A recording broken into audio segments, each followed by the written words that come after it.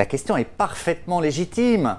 Premier écueil important et première défaite en Ligue Europa face à un adversaire espagnol. Oui, ce PSG me semble quand même surcoté par certains. Sauf qu'il y a eu un déroulement du match un peu particulier quand même. Vous êtes d'accord que le gardien basque aurait dû être expulsé? Ça n'aurait pas du tout été le même match. Mais effectivement, Paris n'a pas brillé à Bilbao. Ça n'hypothèque absolument pas la suite de sa saison à mon avis. Mais quand même, Jean, sans Gamero, cette équipe n'est plus ce qu'elle est. Cette équipe manque d'un finisseur. C'est un maillon essentiel. Vous voyez bien qu'il n'est pas remplaçable dans cette équipe. Et il est remplaçable par O'Haro, qui lui-même est actuellement blessé, mais dès qu'il reviendra, ça fera quand même un attaquant qui peut suppléer Gamero, à mon avis. On a quand même là la construction d'une sorte de mythe a priori sur ce PSG déjà champion, les millions du Qatar. Moi, je demande à voir où est l'esprit collectif. À la moindre occasion, les égos reprennent le dessus.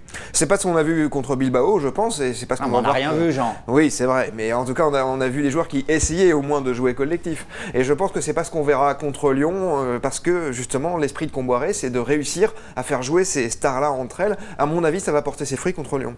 Moi, je vous dis, j'aurais abandonné la Ligue Europa pour économiser de la fatigue, totalement abandonner cette sous-épreuve et concentration sur Lyon. Effectivement, si le PSG bat Lyon, le PSG sera bien parti pour remporter le titre. Mais est-ce que le PSG ne va pas être épuisé par ses joutes européennes? Moi, je crois pas. Là, c'était quand même un contexte très particulier dans la cathédrale Hassan Mamès, rapidement menée. C'est toujours très compliqué de s'en sortir dans ces cas-là. Jean, rendez-vous lundi après le grand match du dimanche soir pour le verdict sur ce que vaut réellement le PSG.